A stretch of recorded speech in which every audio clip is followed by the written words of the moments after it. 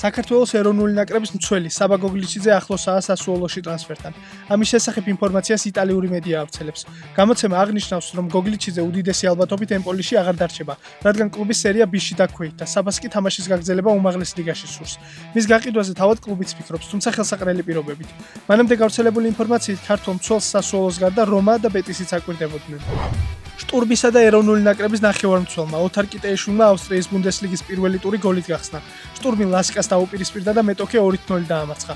კიტეიშვილმა მატჩი ძირითად შემადგენლობაში დაიწყო და 92 წუთამდე ითამაშა. მე-12 წუთზე კი ზუსტად შესრულებული პენალტის დახმარებით გუნდის ანგარიში 2-მდე გაზარდა. ისტორიული შედეგის სამ კვიპროსულ გუნდთან ერთად გიორგი ქვილითაია ისტორიას ქმნის. ამ სათაურით აქვეყნებს კვიპროსული გამოცემა Sport FM-ის სტატიას.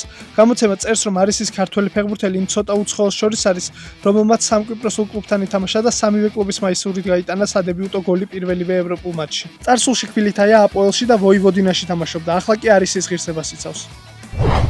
მიუნხენის ბაიერნის მეკარე სვენ ულრაიხი სოციალურ ქსელში სამწუხარო ინფორმაციას ავრცელებს. გერმანელი მეკარე წერს, რომ მისი 6 წლის შვილი ლენი ხანგრძლივი ავადმყოფობის შემდეგ გარდაიცვალა. ამის საჯარო თქმა ჩვენთვის წარმოუდგენლად რთულია, მაგრამ ეს ჩემი ოჯახისთვის მნიშვნელოვანი ნაბიჯია. ვცდილობ ცხოვრებას ეტაპობრივად დაუბრუნდეთ, წერს მეკარე.